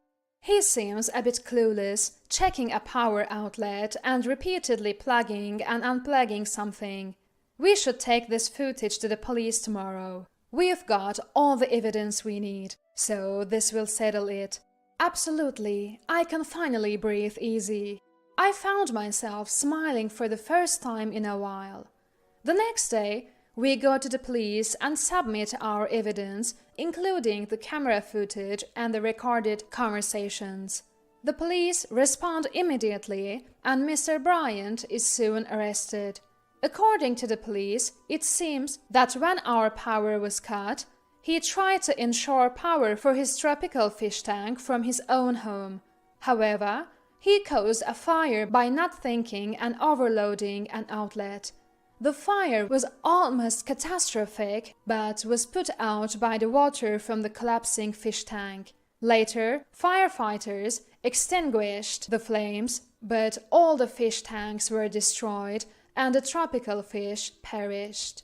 We hired a lawyer and successfully recovered the additional electricity costs and emotional distress caused by the threats from Mr. Bryant. This incident revealed the past wrongdoings of Mrs. Nicky, who had been hiding behind her husband's power. Both Mrs. Nicky and her husband were removed from their community positions. The news of the fire and Mr. Bryant's electricity theft spread, causing the farmer family to lose their standing in the community. Their house is big, so it's not something they can easily dispose of and move. It seems they have no choice but to continue living there quietly to escape from their bad reputation and public scrutiny. As for Mr. Bryant, he was released on probation. He has since quit his job and seems to have become a recluse. For me, all the disputes have been resolved and my electricity bill is back to normal. I'm spending my days looking forward to Elsie starting elementary school next year. Even my friend, who was also troubled by the farmer family, said, "Life has been easier since the farmer family calmed down. Oh, but keep it a secret, okay?" May this town continue to be a comfortable place to live. Please be quiet. This is a hospital room. Shut up. You must come no matter what. It's your brother's wedding day. If you don't come, you're not family. Who's being noisy now? I pressed the nurse call button, knowing her words would disturb other patients in the room. My name is Abby, and I am a 32-year-old office worker. Since I was young, I've focused solely on studying. In turn, I never experienced romance. It was the same throughout high school and college. I loved studying and devoted myself to academics. As a working adult, my focus shifted from studying to work, immersing myself in my job every day. During this time, I turned down several men who approached me because I wanted to prioritize my job. Eventually, men stopped asking me out. I didn't really care about it, but my sister scolded me for being in my 30s and never having a romantic relationship, so she forcibly set up a dinner date for me with a man. That's when I met Ryan. Ryan was a junior coworker at my sister's office, and he was someone she looked up to. This wasn't because he was good at his job, but because he was very honest, had a great personality, and was friendly, so everyone adored him. He was also known for his excellent cooking skills and made delicious meals quickly and easily during house parties with coworkers. My sister thought he would be perfect for me, a workaholic who neglected household chores, so she introduced us. When I actually met him, I understood what my sister meant. There was something about him that made me feel at ease. Surprisingly, he fell in love with me at first sight. I wondered why he was interested in someone like me, but he thought I was a cool and attractive woman and wanted to get to know me better. I am quite tall for a woman at 170 centimeters. And I always think about work, so people around me think that I am cool and shy. However, this can impact me negatively, as men seem to have high expectations of me. It can make me seem unattainable, as I heard from a female coworker. Seeing my blushing face from Ryan's confident approach, my sister smirked and said, "You two should meet again, just the two of you." She then encouraged us to exchange contact information. After that, we went on several dates and started our relationship. In just 6 months, we got married. Ryan was really good at household chores, from cooking to cleaning. I was terrible at anything other than work. And when I was living alone, my sister was amazed at how messy my place could get in just a few days. Ryan helped with the parts I wasn't good at, and we built a well-balanced relationship. However, not everything was going smoothly. It seemed that marriage wasn't just about the couple. Problems came from outside the relationship as well. For us, it was my mother-in-law. She was the type to dote on her son, always clinging to Ryan. Ryan had a hard time because of this, as he was not allowed to live alone and wanted to get married and move out as soon as possible. I mean, Abby, why are you dressed so shabbily? Huh? I always dress like this at home. You should dress nicely. It's embarrassing for Ryan's wife to look like that. Among other things. What? Why is Ryan in the kitchen? Because I'm better at cooking. That's not acceptable. Why is the husband cooking? The wife should be the one doing it. It's fine, Mom. I enjoy doing it. My husband would always step in to calm her down, but my mother-in-law felt like I had taken her precious son away from her, so she targeted me. In the midst of all of this, we received news that my brother-in-law was getting married. Of course, we planned to attend the wedding, but unfortunately, I got sick 3 days before the ceremony and had to be hospitalized. My husband and I discussed it, and since the hospital said I needed to stay for about 5 days, it seemed like I wouldn't be able to attend the wedding. There's nothing we can do about it. He said he would let his family know. The cause of my hospitalization was a gastric ulcer, and at first the pain in my stomach was unbearable. But after 2 days, the pain had lessened, and with nothing else to do, I asked my husband to bring my laptop and ended up working. My doctor had told me to rest, but I thought that some light work would be fine, even though I knew it wasn't the best idea. Suddenly, the door to my hospital room rattled open. I thought my husband had come to visit, but it was actually my mother-in-law. Oh, hi, mother-in-law. What brings you here all of a sudden? I came to tell you the time of the wedding. Huh? I didn't understand. My husband should have informed her that I wouldn't be able to attend the ceremony. Didn't Ryan tell you that I can't attend because I'm in the hospital? He did, so what, huh? A gastric ulcer isn't a big deal. Get better by tomorrow's wedding. If it were something I could heal with simple determination, I wouldn't be in the hospital. I'm still in pain, and I'm not allowed to leave the hospital. I don't care. It's unacceptable not to attend a family wedding. Please keep your voice down. This is a hospital room. Quiet. You must come no matter what. My precious son's wedding. Good grief, who's the loud one here? As much as I'd like to, I can't go in my current condition. You're working, aren't you? Stop lying. Well, I had a bit of a break, so... See, you can come, can't you? No, I can't, as I said, anyway. If you don't attend a family wedding, you're not family. If you refuse to come to the wedding, divorce Ryan. What? It's only fair. Choose between getting a divorce or attending my son's wedding. What? What kind of nonsense are you talking about? I pressed the nurse call button because I didn't want to bother the other patients in the room. A nurse came quickly and took my mother-in-law outside. Seriously, what is she even talking about? Later, I received a message saying the wedding ceremony had gone well, and I was discharged from the hospital without any issues. When I got home, my husband and mother-in-law were waiting for me. The thing is, I hadn't told my husband about the exchange I had with my mother-in-law in the hospital room because I didn't want to worry him. And I guess my mother-in-law didn't tell him either. My husband warmly welcomed me. I'll make you anything you want today. But then my mother-in-law said, "Sit down, both of you. We need to talk." She made us sit down. My husband looked at his mother, not knowing what was going on. You didn't come to the wedding ceremony after all. As promised, please divorce Ryan. She placed the divorce papers on the table. What? Divorce? Why is this even a discussion? I'm sorry for keeping quiet. I didn't want to worry you before the wedding ceremony. I explained what had happened in the hospital room. Are you serious? He looked at his mother in disbelief. I've never liked you. I'll be relieved once we cut ties with you. Hurry up and sign the divorce papers. I got angry and decided to fight back. Fine, I'll sign. What, Abby? What? I signed the divorce papers and presented them to my husband. Ryan, please choose. Either divorce me or cut ties with your mother. What? My mother-in-law laughed at my statement. What are you talking about? Ryan is my son. He's going to choose me first, of course. I ignored my mother-in-law's remark and stared at my husband. Then my husband said, I'd rather cut ties with my mother than divorce Abby. At this, my mother-in-law panicked. Why, Ryan? I'm sick of your interference, Mom. You have no right to decide my divorce.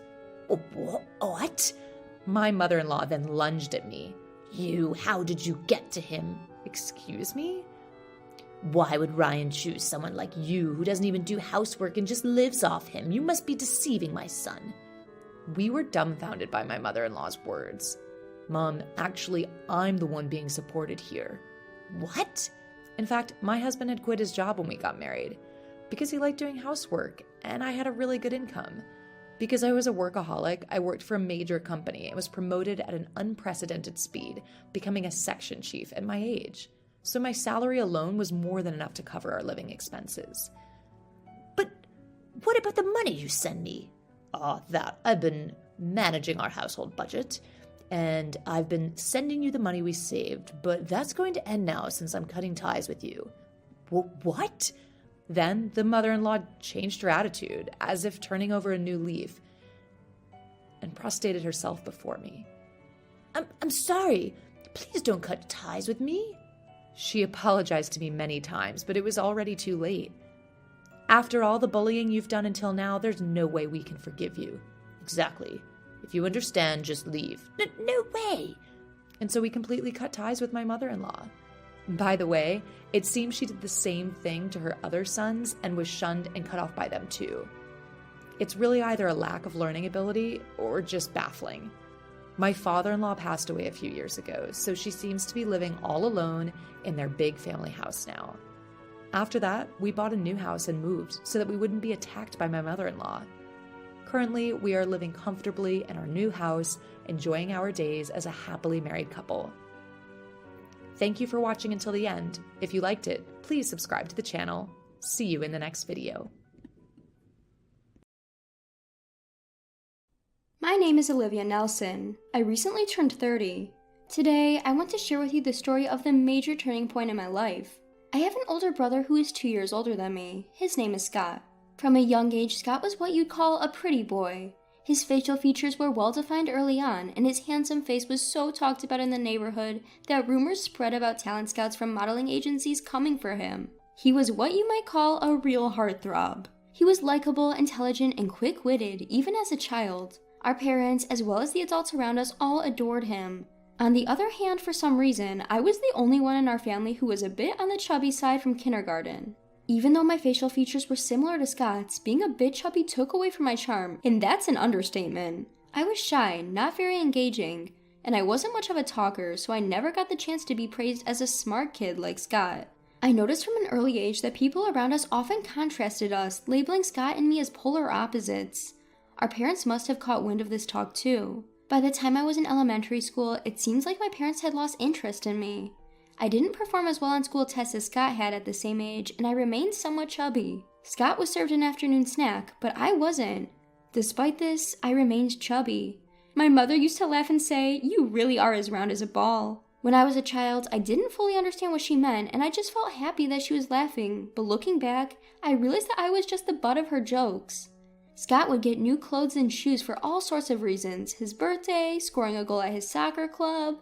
Meanwhile, even though I was a girl, I got hand-me-downs from Scott. Not just clothes, but shoes too. I can't remember how many times I tripped because the shoes didn't fit me. The only thing I treasured was the backpack that my grandparents gave me, just for me, before they passed away. After a while, Scott graduated from elementary school and moved on to a private middle school. My parents were overjoyed when he was accepted to a prestigious school known for its high academic standards. Around this time, Scott was so handsome that he was scouted to be a child model. Thanks to that, my parents, especially my mother, would often take Scott and purposefully walk down bustling streets like Fifth Avenue.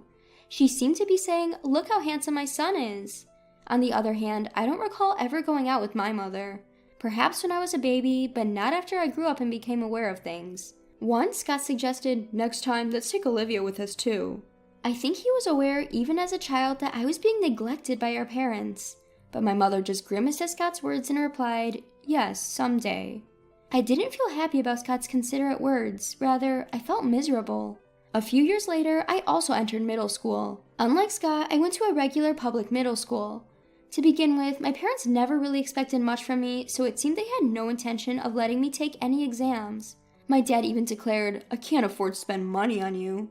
I didn't necessarily want to go to a private school, but being told such things from the start makes me feel like my life options are being limited.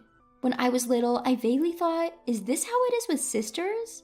I didn't know what other families were like. By the time I was born and aware, the abnormalities of this household were the norm. Around this time, I was going through puberty and started wondering, why am I the only one being treated differently? But the treatment I received from my parents only became stricter.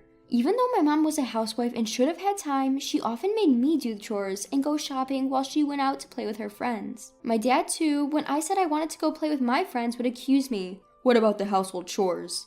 My brother always cared about me, helped out, and even argued with our parents on my behalf, but they wouldn't listen to his opinions when it came to treating me. Eventually, my brother has to focus on high school entrance exams and then moved on to one of the top prep schools in the state, which meant he no longer had time to pay attention to me or our home. And that's when I truly started to understand what hell was like. The first incident was the no showing up in parent-teacher meeting. In other families, parents missing a parent-teacher meeting would be a big deal. But for my parents, it was more like, "We're not going, so what?" So it wasn't really considered an incident. During my 3 years of middle school, my parents only attended one meeting when I was in my first year. They didn't come during my second year or even during the crucial time of my third year when exams were around the corner. My homeroom teacher worried, "Is something happening at home?" But I brushed it off. I knew my situation wasn't normal, but it's not like my parents were physically abusive. I didn't know how to express the ongoing mental torment I was experiencing. It felt embarrassing to talk about it, as if I was confessing I'm a child not cherished by her own parents. The incidents continued. The New Year's Eve abandonment. At the end of that year, my parents took my brother to my mom's hometown and left me behind. Up until the previous year, I was included, but that year they said, "You're a student preparing for exams, so stay at home and study." I guess studying was just a pretext. They probably just found me annoying. So I ended up spending New Year's Eve all by myself.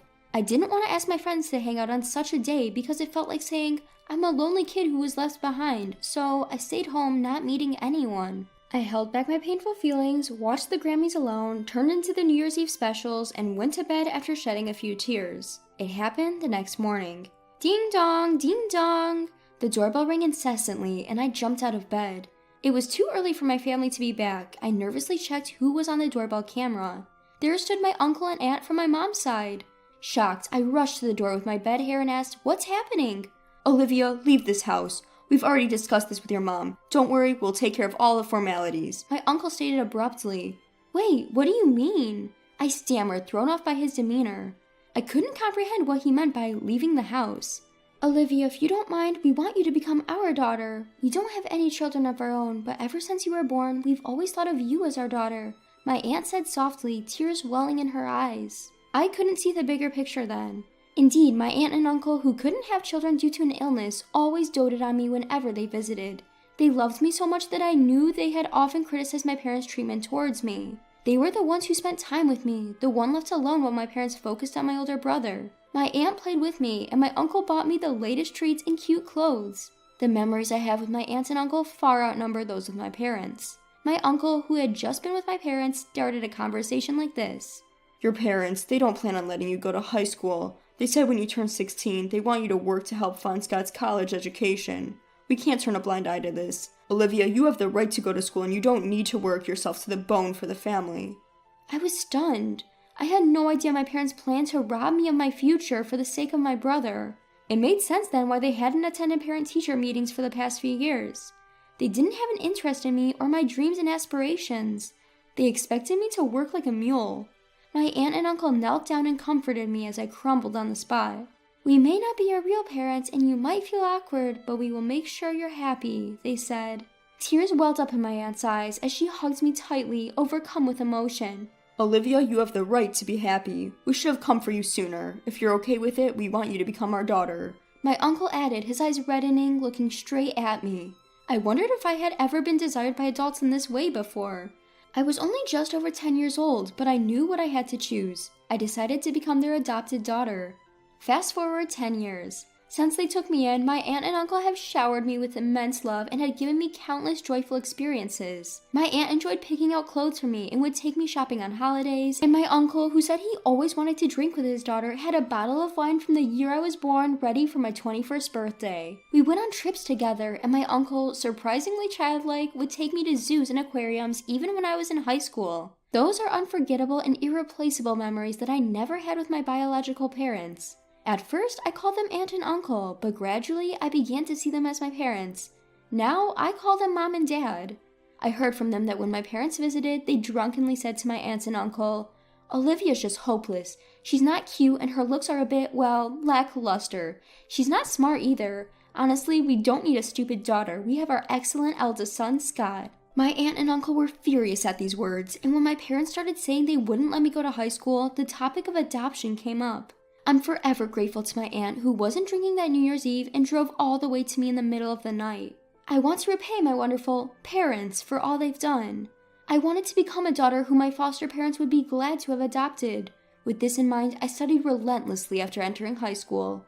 Truth be told, a lot was going on during my high school entrance exams and I couldn't fully focus. Therefore, after starting high school, I decided to strive for a future that wouldn't embarrass my aunt and uncle and set that as my goal. My hard work paid off and I was able to enter a renowned public university. However, that was not enough to show my gratitude to my aunt and uncle. No, my dear parents. I want them to have an easy life in the future. With this in mind, I continued to study hard after entering college, obtained a weather forecaster license during my student years, and now I'm appearing on television as a weather forecaster. In addition, I wanted to make my aunts and uncle proud, so I worked hard on dieting and exercising, and now I have earned the nickname Beautiful Weather Forecaster. Looking back, I always resembled my brother in looks, so I had the potential to become a beauty too. My aunt and uncle always said that they were proud of me, but I feel that with this, I have become a daughter they can be genuinely proud of. I have so many things to repay and gratitude to express. I won't hold back my efforts. Just when I was thinking that, my biological parents suddenly appeared before me. "Olivia, oh, you've grown so much. You've become such a fine young lady." My parents, tears welling up in their eyes, clung to me. I was just about to leave the TV station and get into my car when this happened, and I was unable to catch up with the situation. Honestly, I had not seen them for so long that I did not recognize them at first. "We were shocked to see you on TV. Scott said it was Olivia. We never expected you to become such a beautiful woman. And a weather forecaster too? That's incredible." My father, as if to say, just as expected of my daughter, patted me on the shoulder. "Really, just as expected of our daughter. We are so proud." They really said it. I couldn't hide the look of disgust on my face and glared at my parents. But my parents continued the conversation without showing any sign of concern. "Oh, that's right. Since we've met, why don't we have a meal at the fancy restaurant just ahead?" "You must be earning a lot as a weather forecaster, right?" What is their intention after lying and waiting for me like stalkers? And after suggesting a meal at a fancy restaurant, they asked if I earn a lot. Don't they just look like they're trying to freeload off me? They won't be able to parasite off me. I have to drive them away so they won't want to see me again. As I thought this, a plan popped into my head. Oh, this could work. "Mom, Dad, it's nice to see you, but I have another job today so I can't go out to eat. Sorry." Of course I didn't have another job. I do have a plan to give my beloved aunt and uncle a meal at a fancy restaurant as a wedding anniversary gift. Oh, that's too bad. I didn't miss my mother's slight clicking of her tongue. "Could you maybe share your contact information? I'm organizing a small party for my birthday soon, and I'm inviting people from the TV station. There will be plenty of delicious food, and it'll be fancy, so I'd love to invite you to." Upon hearing this, my parents' eyes noticeably lit up. "Really? Oh, aren't we lucky? So actors will be coming as well?" "Oh, Dad, of course they'll be there." My parents were visibly excited, their smiles widening. Little did they know, no actors would be present. It was a small gathering, mainly a weather reporter's party. The main guests were people from the newspaper and TV station staff. At best, the most glamorous attendees would be the announcers and some TV personalities. Meeting my parents' expectant eyes, I simply smiled and said, "See you at the party," then left. A month later, as planned, I booked a venue and my birthday party took place. Despite being small, a good number of people gathered because, well, we rented a party venue. My parents arrived, arms waving, calling out, "Olivia!" They acted as if they wanted everyone to know they were my parents. It really gets on my nerves. "Dad, Mom, welcome. Could you head to the dressing room right away? They'll help you with everything from your clothes to makeup. The clothes you're wearing are lovely, but they also have rental designer clothes. Enjoy the atmosphere while you're here." At my suggestion, my parents beamed widely. They were so easy to read. They can't hide their joy. "Oh my, designer clothes. I hardly ever get the chance to wear them. I wonder if they'll suit me." "Haha, Mom, you put on a bit of weight." "Oh, stop it, Dad." While they were having this exchange, I flattered them. "You both still look young and beautiful, so anything will suit you." It seemed as if they'd been waiting for that compliment, and they both nodded in agreement. When I was a child, I was scared of being disliked any more than I already was. I couldn't see my parents clearly, and I couldn't understand what they were thinking. But looking at them now, they seem quite simple. High-quality things, power, beautiful things. They're the type of people who wag their tails at things everyone likes. My parents, having had their hair and makeup done, were in high spirits as they returned to the party venue. My mother was in a pale pink mini dress that revealed her shoulders, something a young woman would wear. Her appearance was ridiculously inappropriate for her age. The sagging skin on her knees gave away her age. My father chose a bright red suit with a flashy tie decorated with yellow and green geometric patterns. He was the only one in the venue dressed in such a flashy suit. Even if there was no dress code, no one would choose such a poor combination. The clothes were indeed designer labels, but they were secondhand. I had actually prepared all of it. I want my parents to wear these today. These clothes remind me of a family party we attended when I was young. When I said that, neither the makeup artist nor the costume staff questioned it. Of course, I have no memories of attending a party with these parents. A lie is a convenient thing. My parents, who believe without a doubt in designer labels, seemed more than happy as long as I repeatedly said it suited them. In the past old days, my parents would listen to anything my outstanding brother said as long as it wasn't about me. Now they are on the receiving end of such remarks, with the outstanding label now on me. After a while, the party started, and as today's star, it was my turn to give a speech. Before I went up on stage, I told my parents, "I have a message for both of you in my speech today, so make sure to listen carefully," and I held their hands. They looked at me with surprise and said, "What?" But they kept looking at me happily, even after I had gone up on stage. Thank you all for coming to my birthday party today. I would also like to thank everyone who helped organize this party," I began. At my words, my friends teased me, shouting, "You're so formal," and "You're not usually like this, are you?" Hearing this, I jokingly responded, "I'm just being myself," and turned towards my parents. "My parents are here today, right over there," I said, pointing in their direction. The lighting staff took the cue and spotlighted my parents. "Those are my brazen parents who had the audacity to appear on TV and even set an ambush for me, despite having abandoned me in my teenage years." A murmur rippled through the crowd at my statement. It was not surprising, as I had rarely discussed my past with anyone other than close friends. "What? Olivia, how could you say such a thing?" My mother jumped up while my father was left in stunned silence. Since I was about the age when I started kindergarten, those two constantly compared me to my high-performing older brother, Scott, and always favored him over me. I was the one who never got treats, had to wear Scott's hand-me-down clothes. Until I was in grade school, I still loved my parents despite all that. For a child, parents are everything. But during middle school, they started to impose household chores on me and finally declared they wouldn't let me go to high school. They wouldn't even attend parent-teacher conferences. That's when my caring uncle and aunt decided to adopt me. Saying this about myself feels odd, but usually I am quite cheerful. That's because my uncle and aunt have repeatedly told me with love that I am not a bad child. They allowed me to gain confidence and overcome my shyness, turning me into the positive person I am today. Therefore, it seemed my normally cheerful demeanor and my harsh background were a shocking contrast for the audience.